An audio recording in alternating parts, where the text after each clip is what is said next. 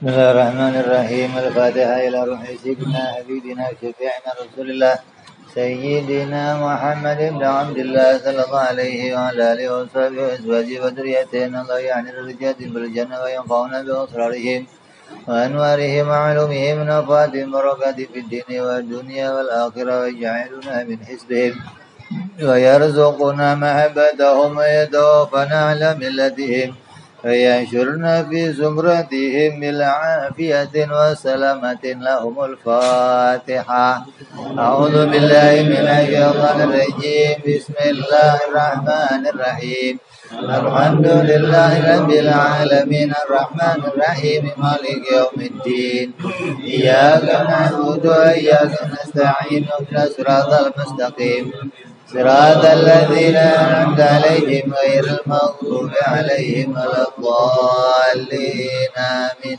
بسم الله الرحمن الرحيم. نويت التعلم والتعليم وتذكرا وتذكيرا والنفع والانتفاع والإفادة والاستفادة والحث على التمسك بكتاب الله وسنة رسول الله صلى الله عليه وسلم والدعاء إلى الهدى والدلالة على الخير ابتغاء مرضاته وقربه وثوابه وحسن الخاتمة مع اللطف والعافية وصلاح العاقبة. بسم الله الرحمن الرحيم. الحمد لله رب العالمين وبه نستعين على أمور الدنيا والدين والصلاة والسلام على رسول الله سيدنا وحبيبنا وشفيعنا ومولانا محمد صلى الله عليه وعلى آله وصحبه أجمعين. جعلنا الله وإياكم من العائدين والفائزين المقبولين وكل آمين وأنتم بخairin. Segala puja-puji kita haturkan kepada Allah, Tuhan semesta alam, yang mana dengan kudrat dan iradahnya kita dimenangkan oleh Allah di dalam bulan Ramadan, keluar dari Ramadan menjadi orang-orang yang diampuni oleh Allah Subhanahu wa Ta'ala. Mudah-mudahan puasa kita diterima oleh Allah, zakat kita diterima oleh Allah, tadarus kita diterima oleh Allah, tilawah Quran kita diterima oleh Allah Subhanahu wa Ta'ala. Salawat dan salam yang paling indah, salawat yang paling mesra, salawat yang paling agung kita haturkan kepada junjungan kita, panutan kita Sayyidina Muhammad, juga kepada para keluarganya, para sahabatnya, para pengikutnya yang setia sampai akhir zaman. Yang pertama-tama saya mengucapkan minal aidin wal faizin al maqbulin, mohon dimaafkan lahir dan batin. Kita saling meridhokan, kita saling mengucapkan selamat atas keberhasilan yang lainnya, yang mana kita semua telah lulus dari madrasah bulan Ramadan. Mudah-mudahan Allah panjangkan usia kita hingga kita berjumpa kembali dengan bulan Ramadan. Amin ya rabbal. Kemudian hari ini kita kembali sebagaimana rutinitas kita, yaitu pengkajian kitab Kifayatul Awam, yang hari ini mulai kita akan buka kembali sebagaimana biasanya. Maka hari ini sebagai hari pembukaan, kita ikuti kajian-kajian yang seperti biasa. Namun sebelumnya kita berikan sedikit wasiah-wasiah tentang hikmahnya atau tentang halal bihalal yang kita selenggarakan hari ini. Bahwa yang namanya lebaran, Id, kata ulama, laisa liman libasun jadid. Id lebaran itu bukanlah bagi orang yang pakai pakaian baru. Walakinnal id, akan tetapi id lebaran liman imanuhu yazid, liman takwahu yazid. Lebaran bagi orang-orang yang imannya bertambah, takwanya bertambah, maka itu hari lebaran. Bukan orang yang pakaiannya baru, bukan orang yang mobilnya baru, bukan orang yang istrinya baru, bukan, tapi yang imannya bertambah, imannya menguat, akidahnya bertambah, ibadahnya meningkat, maka mereka itu yang disebut orang-orang yang berhak merayakan hari lebaran. Nah, kita melihat kalau ada orang-orang yang tidak melakukan itu semua, tidak punya keadaan itu semua, tapi dia ikut lebaran, bagaimana? Namanya apa? Partisipan. Namanya orang yang meramaikan lebaran, bukan pemilik lebaran, bukan. Pemilik lebaran itu orang-orang khusus yang oleh Allah betul-betul dijadikan orang-orang yang dia mendapatkan beberapa keuntungan dalam bulan Ramadan. Dikatakan apa? Man shoma Ramadan iman wa ihtisaban ghufira lahu ma taqaddama min dzambi. Yang ketika puasanya sungguh-sungguh, keluar Ramadan diampuni oleh Allah Subhanahu wa taala. Ketika dia diampuni, bagaimana dampaknya? Imannya nambah, takwanya nambah kepada Allah. Maka ini alamatnya orang-orang yang hari itu boleh merayakan hari lebaran. Dikatakan oleh Sayyidina Ali radhiyallahu an. Apa kata Sayyidina Ali? Kata Sayyidina Ali, Id yang namanya lebaran bagiku, kata Sayyidina Ali apa? Apabila di hari itu tidak melakukan satu kemaksiatan, maka hari itu lebaran bagiku. Coba. Satu hari di mana hari itu aku tidak melakukan satu kemaksiatan kepada Allah, maka hari itu lebaran bagiku. Hari itu mataku terjaga dari maksiat, telinga terjaga dari maksiat, tangan terjaga dari maksiat, kaki terjaga dari maksiat, maka hari itu kata beliau itu hari lebaran. Tapi kalau hari di mana masih ada kemaksiatan, walaupun hari itu tanggal 1 Syawal, maka itu tidak layak dirayakan sebagai hari lebaran. Ini banyak orang tertipu sama hari. Tanggal 1 perayaan lebaran. Sayyidina Ali nggak begitu. Lebaran mah kapan aja. Nggak usah nunggu tanggal 1 Syawal. Kapan saja kita bisa lebaran. Lah kapan lebarannya? Kalau dalam hari itu kita lepas dari sebuah kemaksiatan, maka hari itu layak dirayakan sebagai hari lebaran. Kamu boleh mengundang tetangga. Makan yuk hari ini di rumah saya, ngapain? Gua mau lebaran gitu. Orang kayak dulu, ini kan bukan lebaran, ngapain tuh lebaran? Bacakan perkataan Sayyidina Ali radhiyallahu anhu bahwa di mana hari itu tanpa maksiat, maka hari itu hari lebaran bagi kita. Kenapa? Karena kita diperintah oleh Allah apa? Wa ma khalaqtul jinna wa insa illa liya'budun. Apa sih tujuan hidup kita apa? Bukan tujuannya Allah bikin, bukan. Tujuannya hidup kita di dunia ini apa? Ya hanya ibadah kepada Allah. Kamu nggak punya tujuan lain, nggak ada. Walaupun dalam hidup itu ada perbuatan lain yang selain ibadah, tapi tujuan hidupnya hanya untuk ibadah kepada Allah. Apabila di hari itu saya bisa full mengerjakan perintahnya Allah dalam ibadah, meninggalkan maksiat, maka hari itu hari yang layak saya rayakan sebagai hari lebaran untuk saya pribadi. Maka ini yang harus kita pegangi, pedomani.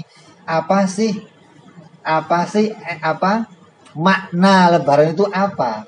Apa sih hakikat lebaran itu apa? Sebagaimana perkataan Sayyidina Ali. Jadi itu harus kita ingat. Kalau sampai itu belum bisa kita lakukan, maka kita masih hanya orang-orang yang ikut partisipasi hari lebaran. Simpatisan orang-orang yang ngerayain lebaran. Bukan pemilik lebaran. Ini Pak Camat, alhamdulillah bisa hadir. Insya Allah, kita senang. Iya, nggak apa-apa, tenang aja Pak, udah biarin Pak. Mumpung masih lebaran, kita maafin lah. Insya Allah, alhamdulillah. Sebagaimana pula lebaran disebut hari raya Idul Fitri. Fitri artinya apa Fitri? Suci. Ada anak yang lahir. Kullu mauludin yuladu alal fitrah. Tiap-tiap yang lahir dalam keadaan suci. Lebaran disebut hari yang suci. Maknanya suci untuk anak yang baru lahir itu apa? Tidak punya. Berarti kalau hewan suci terus bro. Kucing lahir suci dari sama kayak kita berarti dong. Kalau ada hewan lahir suci dari. Anak kucing yang lahir nggak pernah suci.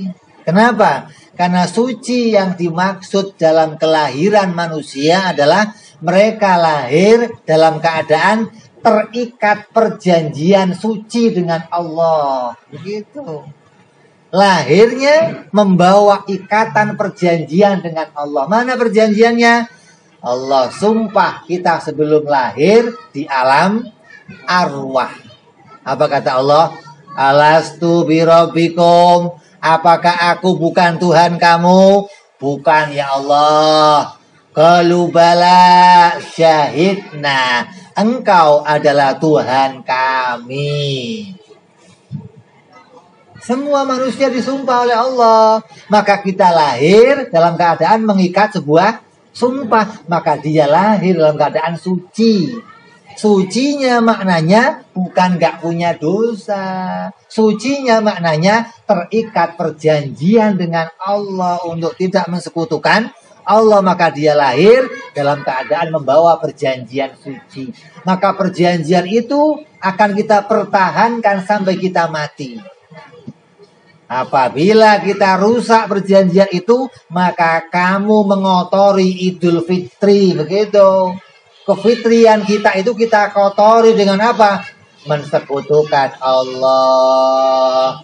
Hilangnya pengetahuan tentang Allah. Tidak mengakui keberadaan Allah. Ini hilang sudah.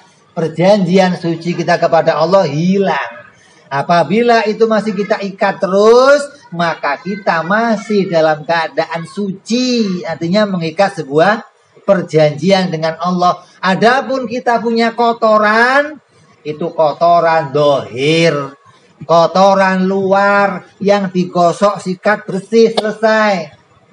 Maka dikatakan apa? Allah mengampuni semua dosa apapun, sebesar apapun, kecuali dosa syirik. Apa itu? Dosa yang merusak perjanjian kamu dengan Allah Subhanahu wa ta'ala. Maka dosa itu tidak akan diampuni oleh Allah Subhanahu wa ta'ala. Kenapa? Putus hubungan kamu dengan Allah. Putus. Artinya hubungan perjanjian itu kita rusak hingga kita putus hubungan dengan Allah. Maka tidak ada ampunan untuk orang-orang yang memutus hubungan sucinya dengan Allah Subhanahu wa ta'ala. Maka Idul Fitri adalah hari di mana kita kembali seharusnya mengingat perjanjian suci kita kepada Allah. Maka Idul Fitri bagi kita, selama kita masih mentauhidkan Allah, maka hari-hari itu hari-hari yang suci bagi kita. Apabila di hari itu kita lepas dari ikatan ini, maka kita lepas dari kesucian. Jadi yang kita jaga ada dua kesucian. Kesucian zahir dan kesucian batin. Maka Ramadan adalah keadaan di mana Allah memaksa kita untuk membersihkan dohir kita. Dipaksa kita, mata kita nggak boleh maksiat, telinga nggak boleh maksiat, kaki nggak boleh maksiat, tangan nggak boleh maksiat. Dipaksa sebulan penuh kita melakukan sebuah aktivitas di mana kita menjaga seluruh diri kita hanya untuk murni ibadah kepada Allah. Dan dikatakan apa oleh Allah? Apabila sampai kamu serius keluar Ramadan, aku jadikan kamu seperti lahir dari perut ibu kamu. Nah, kembali kepada awal berarti suci zahirnya dan suci batinnya. Apa itu? Batinnya terikat perjanjian dengan Allah, tidak mensekutukan Allah, dan zahirnya melakukan kebaikan-kebaikan atas perintahnya Allah Subhanahu wa ta'ala. Maka ini yang disebut dengan makna Lebaran, hakikat Lebaran yang harus kita pahami. Jangan sampai kita tertipu dengan keadaan zahir. Bahwa Lebaran itu ya yang kayak anak-anak itu pegang baju baru, pegang duit baru, pegang baru seneng dia pokoknya dah. Itu lebarannya anak, bukan lebaran kita. Lebaran kita pegang perkataan Sayyidina Ali radhiyallahu anhu. Maka kita sekarang tahu kapan saya harus lebaran gitu. Kapan lebarannya? Kapan saja saya bisa lebaran. Apabila di hari itu saya merasa saya lepas dari kemaksiatan kepada Allah, maka hari itu saya berhak merayakan hari raya Idul Fitri. Bagi-bagi duit kamu. Ngapain nih? Lebaran gua hari ini. Ngapain lebaran? Alhamdulillah. Dari pagi sampai malam gua nggak maksiat. Ngapain? Tidur gua. Dikira kalau tidur nggak maksiat gitu. Oh, maksiat pelulu isinya. Duhur ditinggal, asar ditinggal.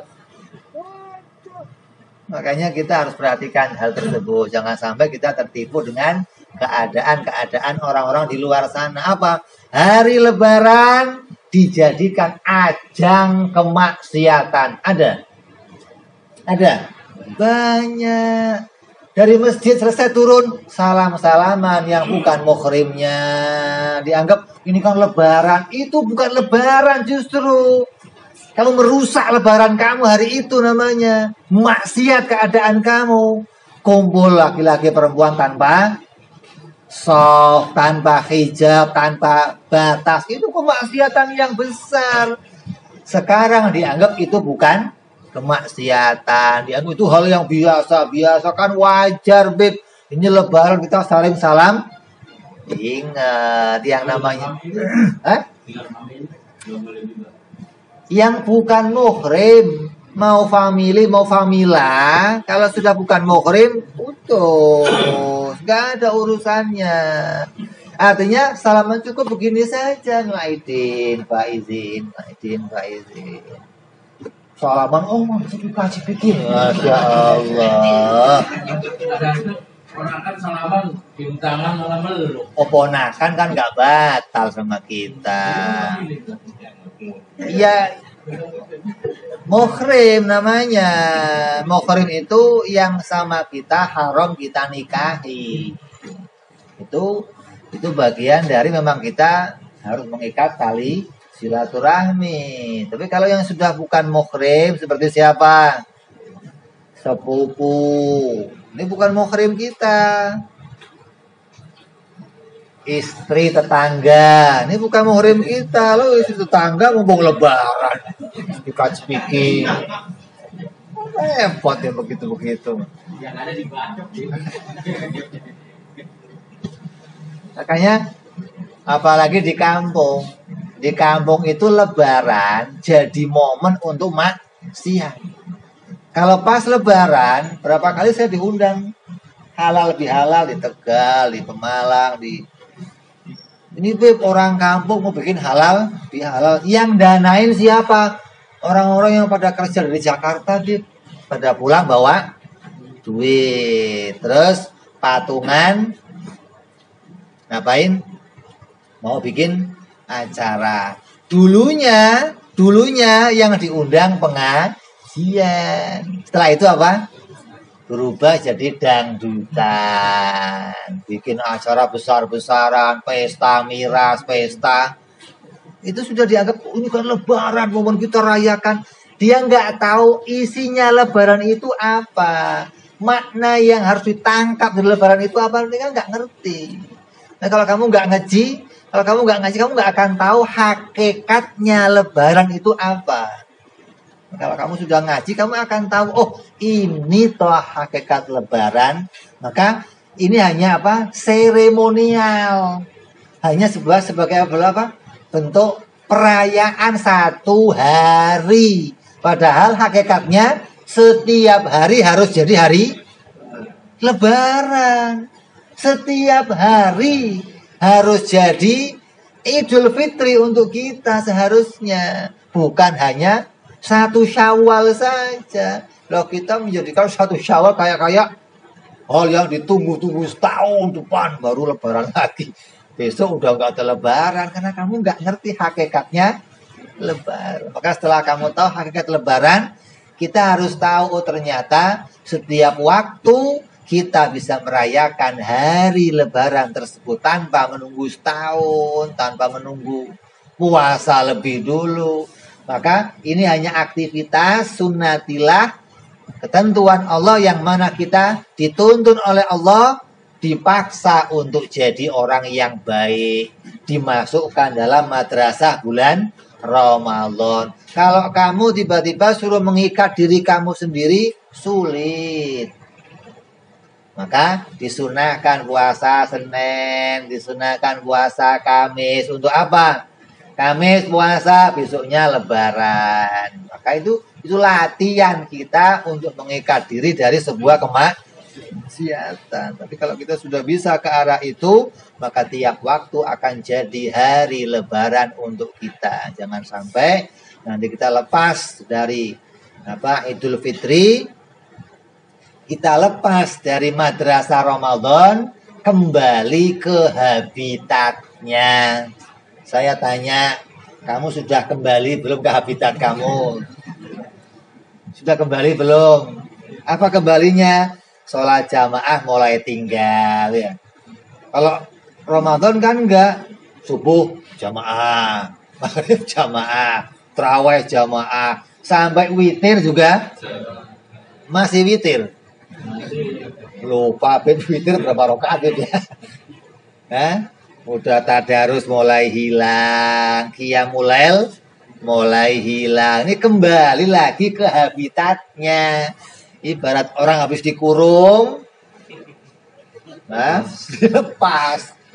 Dilepas itu bukan terus yang di luar kurungan dijadikan baik, bukan. Dia kembali ke seperti orang yang di luar kurungan. Kayak dulu nggak pernah dikurung.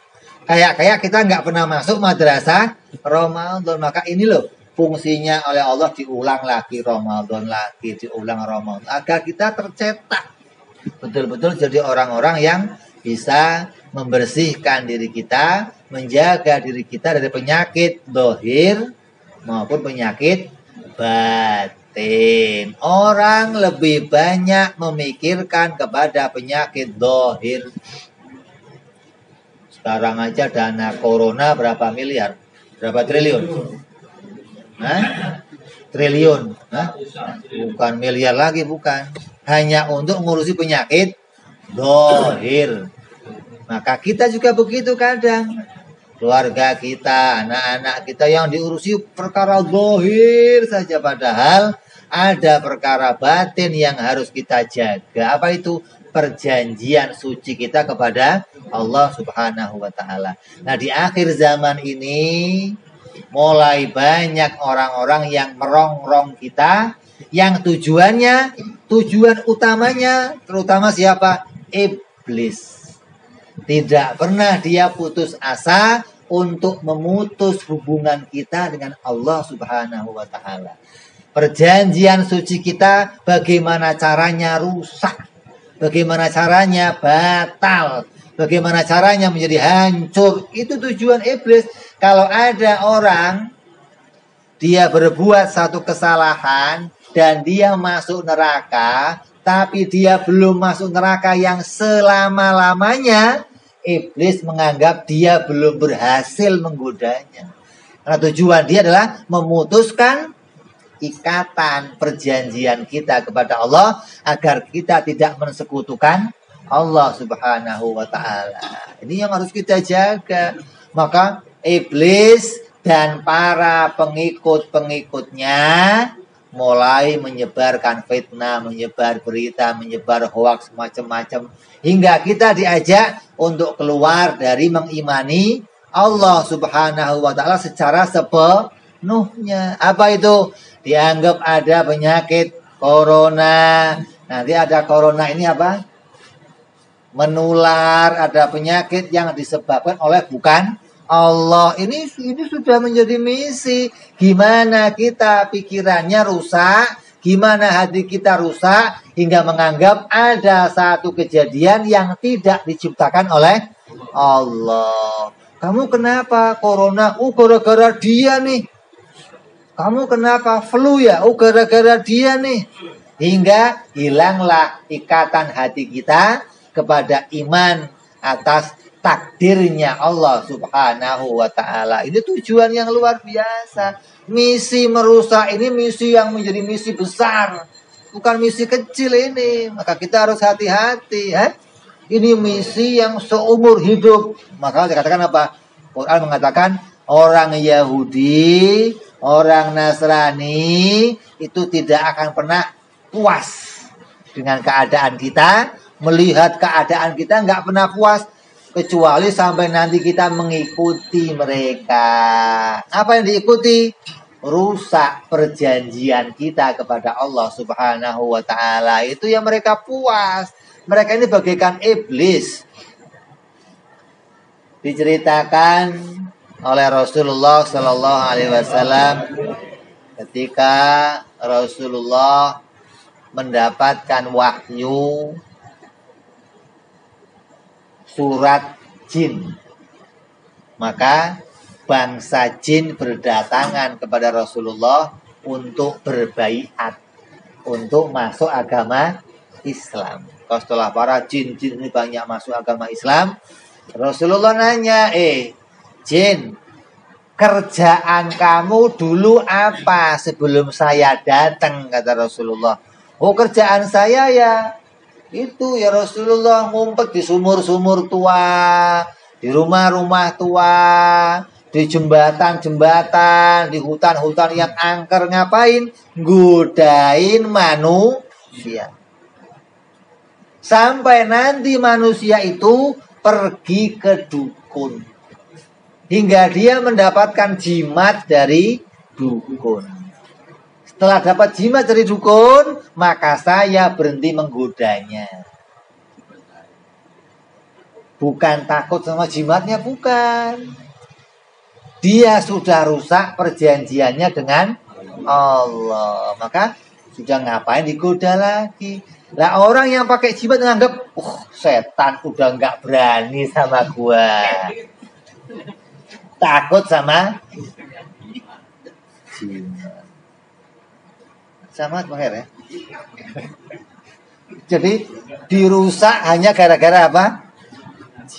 Makanya kita sering kalau ada orang pakai mobil lewat jembatan masih sering ada. Ngapain itu, ngapain? Permisi Mbak, putunya lewat Mbak.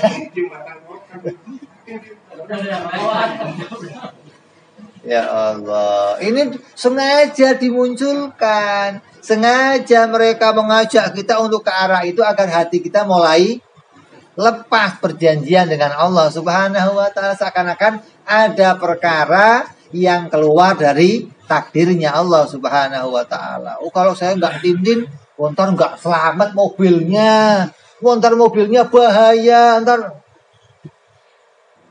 Itu satu kejadian iblis. Kalau iblis godain kita, paling godainya ya begitu-begitu. Ada yang lebih dari iblis apa? yuwaswisu fi sudurin nasi minal jinnati. Oh, ini kalau jin asli masih. Kalau jinnya sudah kayak manusia, ini modal. Berangkat. Modal itu dikasih modal. Bukan dibisikin bilang, saya nggak pakai modal. Masih ketutupan, masih rapat, selesai itu ya. Ini kalau sudah pakai modal, nah ini yang kita diiming-imingin macam-macam, ini yang sudah ada modalnya. Digoda kemana kita? Digoda segala macam arah. Maka kita harus betul-betul jadi orang-orang yang mudah-mudahan semua dijadikan oleh Allah orang-orang yang cerdas, orang-orang yang pinter. Apa alamatnya orang-orang yang pinter? Orang yang pinter itu orang-orang yang punya alamat, yang punya keadaan. Mereka selalu bisa mempersiapkan dirinya menghadapi mara bahaya. Itu orang pinter namanya.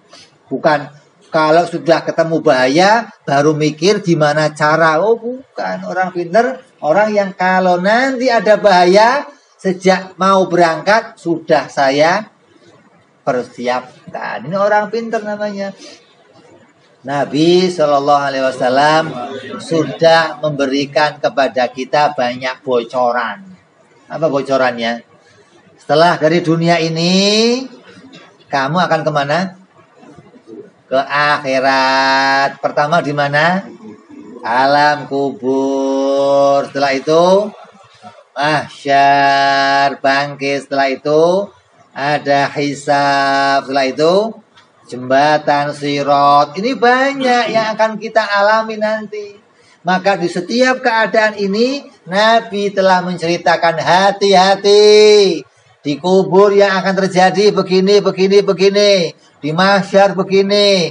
Di jembatan sirat begini. Maka orang yang pintar, orang yang selalu bisa punya antisipasi. Bagaimana di kubur nanti? Kubur saya terang. Jangan sampai mati baru mikiri gimana nyalain kubur. Mau pakai apa lu nyalainnya coba? Tutup PLN. Mau bayar pakai token, mau beli token, mesti beli apa? Pulsa. Maka dari sekarang kita persiapkan bagaimana kubur saya nanti biar terang. Jangan sampai begitu mati baru mempersiapkan diri. Orang yang mati baru mempersiapkan diri itu seperti yang Allah ingatkan dalam Al-Quran. Apa kata Allah dalam Al-Quran? Begitu banyak, kata Allah, begitu banyak orang-orang yang sudah mati dan dia minta. Kenapa? Gelap. Kuburnya gelap. Maka dia Allah kembalikan aku sebentar saja ya Allah. Agar aku bisa menerangi kuburku. Mereka belum ngalamin jembatan, belum ngalamin mahsyar, baru ngalamin kubur. Mereka minta dikembalikan agar bisa menerangi kuburnya. Maka diceritakan dulu sama Abawo, cerita seorang kiai. Ada seorang datang ke rumahnya kiai minta doain, Pak Kiai doain orang tua saya, keluarga saya agar mereka mendapat kebaikan di dalam kuburnya, biar kuburnya terang, biar mereka aman dalam kubur dari azabnya Allah. Selesai ngasih amplop. Dibuka amplopnya 10.000. Pak, kalau 10.000 itu cuma remeng-remeng, Pak. Nggak terang. Apa kata dia? Remeng-remeng kelihatan nggak apa-apa? Ya kelihatan tapi sedikit. Nggak apa-apa, lumayan lah. Daripada gelap, Pak Habib. Astagfirullah. Kirain diintip ban itu mau nambahin biar terang. Enggak, dasar pelit begitu. Remeng-remeng udah lumayan ya. Orang lampu aja 5 watt, yang penting kelihatan kata dia. Kita kan nggak senangnya terang.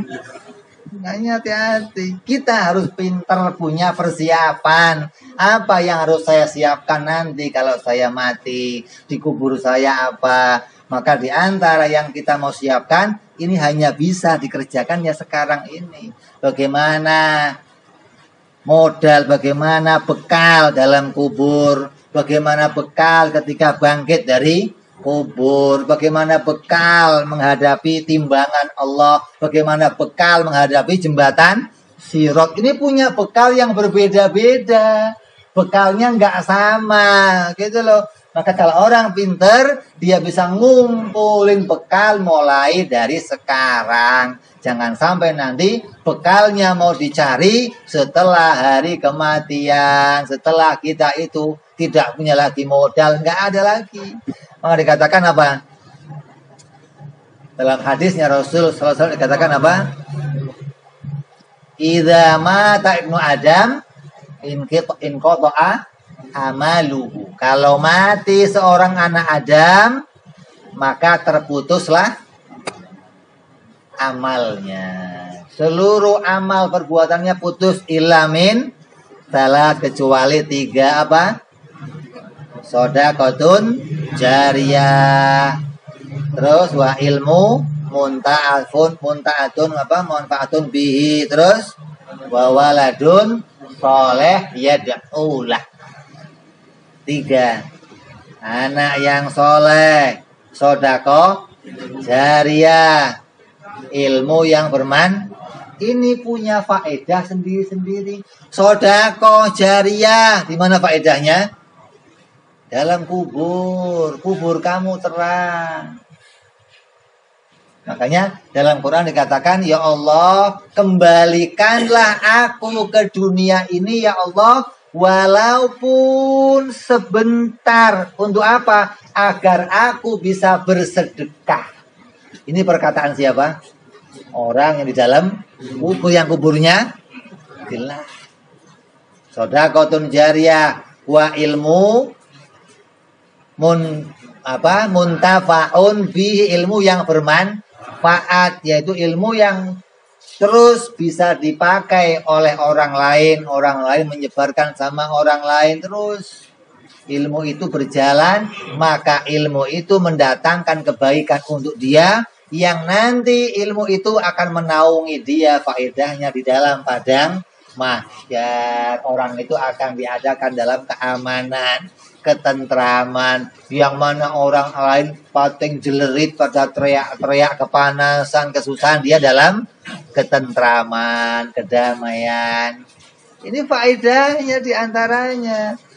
Ada pula lagi apa? Anak yang soleh. Anak soleh ini faedahnya bisa kontan, faedahnya bisa langsung. Maka anak yang soleh itu berfaedah langsung, bukan hanya untuk orang tuanya, tapi untuk semua orang tua. Karena anak yang soleh kalau doa nggak cuma untuk orang tuanya saja, tetangganya didoakan, orang tuanya, orang lain doa. Kenapa? Doanya apa? Allahumma ighfir muslimin wal muslimat, mu'minin wal mu'minat. Doanya anak yang soleh. Maka kita harus punya modal-modal tersebut agar kita masuk kelompoknya orang-orang yang pintar, orang-orang yang cerdas. Jangan masuk kelompoknya orang-orang yang bodoh. Apa orang yang bodoh yang bagaimana? Yang hanya mengumpulkan sesuatu untuk hari besok di dunia. Besok gimana, lusa gimana, kalau anak saya kuliah nanti gimana, kalau anak saya tua gimana, kalau anak saya... Yang dipikirkan urusan, dia nggak pernah mikir urusan kalau saya mati gimana, dikubur gimana, di mahsyar gimana. Itu bukan orang yang pinter namanya. Walaupun dia kaya, walaupun gelarnya banyak, walaupun dia punya kedudukan, tapi dia tidak termasuk orang-orang yang cerdas kalau diukur dari ukuran kacamata agama. Kenapa? Karena kita ini orang yang dikatakan Rasulullah SAW apa? Hiduplah di dunia seperti siapa? Musafir. Musafir bagaimana? Orang yang selalu dalam perjalanan. Orang yang dalam perjalanan jangan bawa bekal yang banyak. Bekal apa itu? Bekal untuk hidup di dunia nggak perlu banyak-banyak. Nah kalau kita nggak dibalik, yang penting bekal dunianya banyak, akhiratnya. Makanya ada seorang diceritakan zamannya Rasul Shallallahu Alaihi Wasallam. Dia rumahnya di ujung kota Madinah.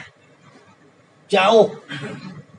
Di setiap hari itu ke masjid, nggak pernah putus dari masjid. Padahal jauh rumah dari masjid. Begitu sakit, maka dia terhalang untuk pergi ke masjid.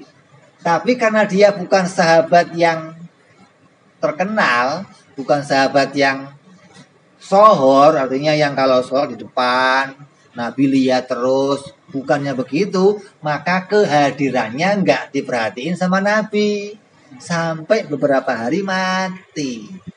Begitu mati dapat berita si fulan meninggal. Rasul nanya, meninggal kok nggak ada yang ngasih tahu saya kalau dia sakit? Kami juga nggak ngerti ya Rasulullah. Maka berkunjungnya Rasul ke rumah dia. Sampai ke rumahnya, semuanya Nabi takziah menjumpai istri beliau. Artinya bertanya tentang bagaimana keadaan akhir hidupnya, bagaimana. Maka istrinya mengatakan semuanya bagus ya Rasulullah, semuanya kelihatan lancar. Hanya saja ada satu keanehan ya Rasulullah. Ketika dia mau mati, maka dia mengucapkan hal-hal yang aneh ya Rasulullah. Apa yang diucapkan? Ucapan pertamanya dia katakan, coba yang baru. Saya nggak ngerti kok ngomongnya coba yang baru. Ngomong lagi, coba semuanya. Ngomong lagi, coba lebih jauh. Saya nggak ngerti ya Rasulullah maksudnya apa. Dijelaskan oleh Rasulullah. Dia mengatakan coba yang baru itu, suami kamu kalau ke masjid selalu pakai dua pakaian. Pakaian luar, pakaian yang lama, di dalam pakaian yang baru. Maka suatu hari ketika dia jalan, di jalan dia ketemu orang yang dia membutuhkan bantuan pakaian. Orang itu kedinginan. Maka dibuka pakaian luarnya, diberikan kepada orang itu. Maka ketika hari kematiannya, Allah tampakkan pahala memberikan pakaian bekas itu kepada orang tersebut. Dan dia nyesel, kenapa enggak yang baru aja yang gua berikan. Kalau yang bekas aja pahalanya begini ya Allah, kenapa enggak yang baru yang gua berikan. Kita kan enggak pernah mikir begitu sekarang. Mikirnya kapan?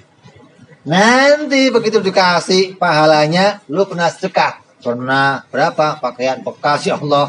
Nih, coba yang baru, bekasnya aja segini dapatnya. Terus suatu hari dia juga pernah membawa bekal makanan. Ada orang kelaparan, dibagi makanannya untuk dia.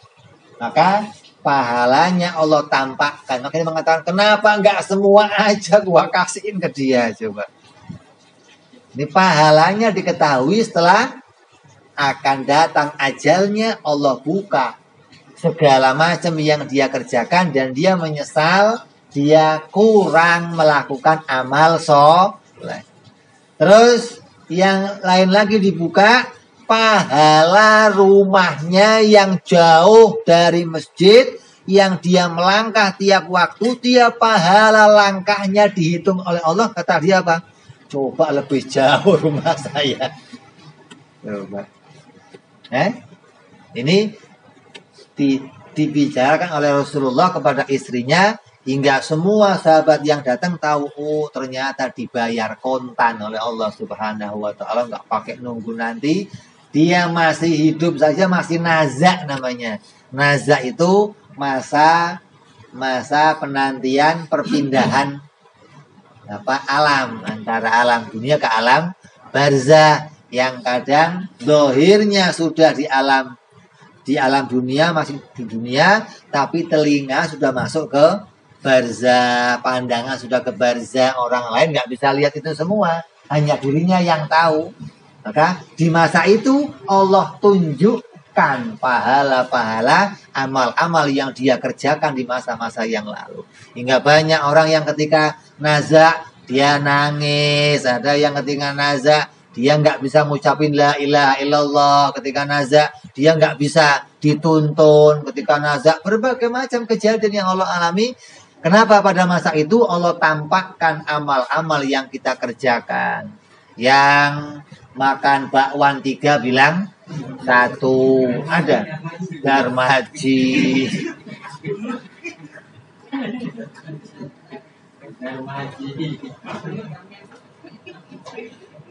Maka ini akan ditampakkan lah. Orang-orang yang cerdas adalah orang-orang yang mulai sekarang dia antisipasi gua berapa kali darmajinya. Itu dipikirin nih. Terus gimana cara tahu obatnya? Pokoknya jangan gampang.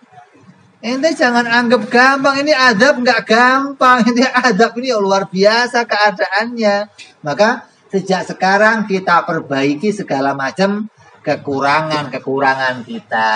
Kita tahu yang lalu-lalu banyak sekali aktivitas yang saya keluar dari jalannya Allah Subhanahu wa ta'ala. Maka mulai hari ini akan saya perbaiki. Yang masih punya utang, orangnya sudah nggak tahu kemana, berusaha untuk dibayar. Yang orangnya masih ada gimana? Menghindar.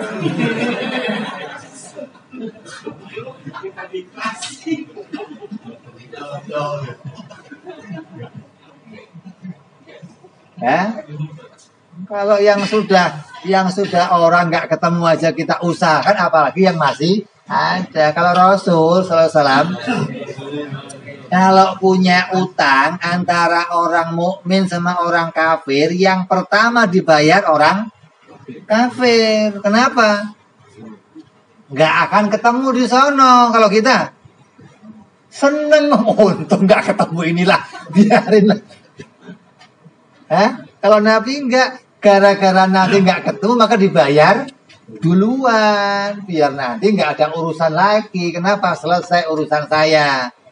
Kalau kita kan nggak ketemu ini, ngapain diurusin?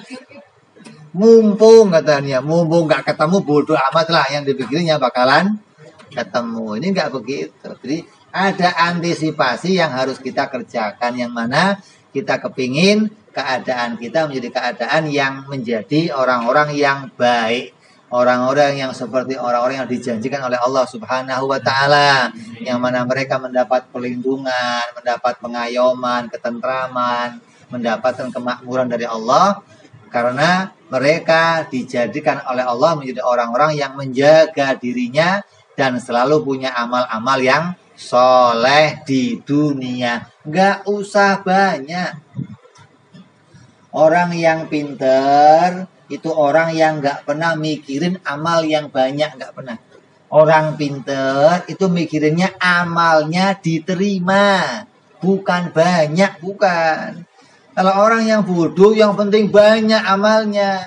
Amal yang banyak kalau nggak diterima, nggak ada nilainya. Amal kamu sedikit, tapi diterima, maka akan menjadi banyak. Kalau amal diterima oleh Allah, Allah lipat gandakan kebaikannya. Sampai dikatakan, satu kebaikan Allah balas 10 kebaikan. Dan akan Allah lipat gandakan jadi 700 kebaikan. Dan dilipatkan lagi sampai yang tidak ada yang tahu berapa jumlahnya. Ini kebaikan yang Allah berikan. Hingga jangan dianggap, ini mah nggak ada nilainya, gampang. Jangan kita gampangkan. Ini yang harus kita kedepankan. Bagaimana kita mulai sekarang mempersiapkan diri kita. Yang terutama apa? Menjaga perjanjian suci kita kepada Allah Subhanahu wa ta'ala. Jangan sampai perjanjian itu menjadi perjanjian yang rusak, perjanjian yang ternodai, perjanjian yang dikotori oleh kesyirikan kita kepada Allah Subhanahu wa taala. Bagaimana jaga perjanjian itu? Ngaji tauhid. Jangan putus dari ngaji ilmu tauhid. Duduk, ajak kawannya, ajak saudaranya, ajak anaknya. Dengarkan. Walaupun kita nggak mencatat, kita duduk di majelis ilmu, kata Al-Habib Hasan Asyatiri, Salim Asyatiri, majelis ilmu lebih baik 1000 kali dibanding majelis zikir. Lebih baik 1000 kali dibanding majelis sholawat. Coba. Majelis ilmu. Maka dahulukan kamu datang ke majelis ilmu agar kamu mendapatkan banyak kemuliaan dari pengetahuan yang diperoleh. Maka dengan pengetahuan tersebut kita bisa mempersiapkan berbagai macam keadaan kita agar jadi orang-orang yang punya keadaan yang lebih baik nanti di akhirat. Jangan dianggap udah yang penting zikir aja terus, yang penting sholawat aja terus tanpa ilmu, maka dia tidak punya kemuliaan yang banyak. Sekali kamu hadir di majelis ilmu 1000 kali lebih baik dari kamu menghadiri majelis zikir atau majelis yang lainnya. Sekarang enggak, majelis zikir dibesar-besarkan, majelis ilmu dikecilkan, dipinggirkan. Makanya di antara alamat akhir zaman di mana orang berada dalam kekacauan apa di antaranya? Orang itu meninggalkan ulama.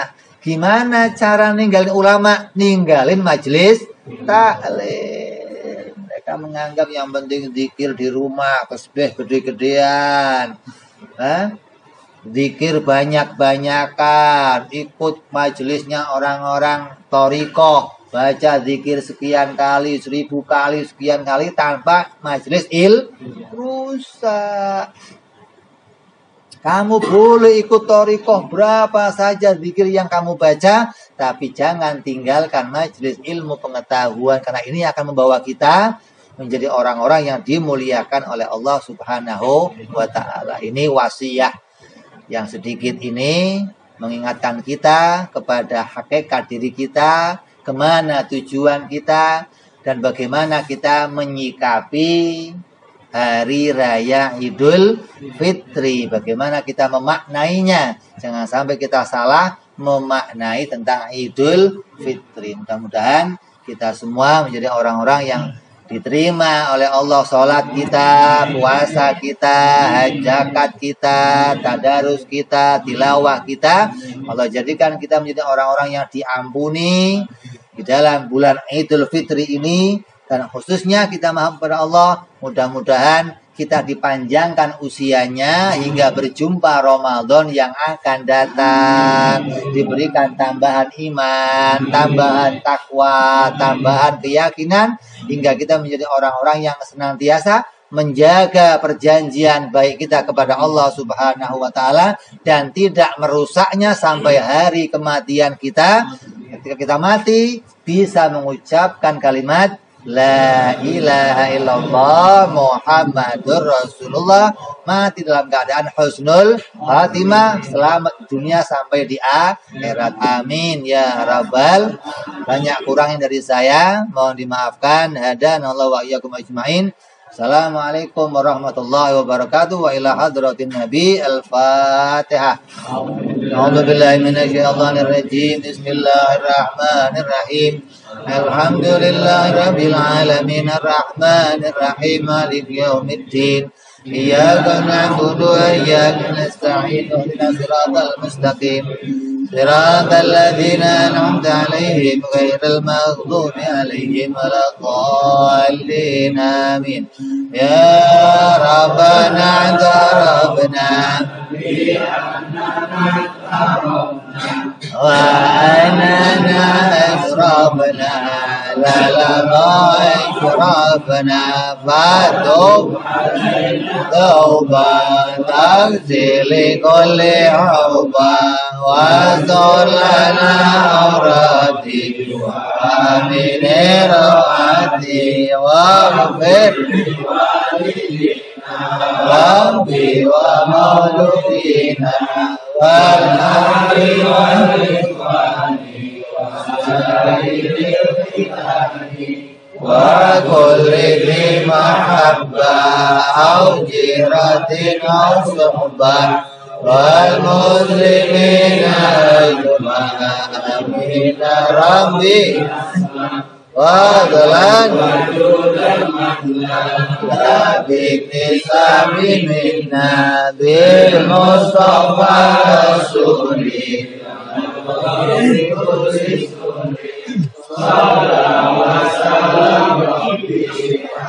alaihi anal abdi wa alihi wa sahbihi ala qasdi suhbi walhamdulillahi lil badi wa tanahi subhana rabbika rabbil izzati amma yasifun wa salamun alal mursalin alhamdulillahi rabbil alamin.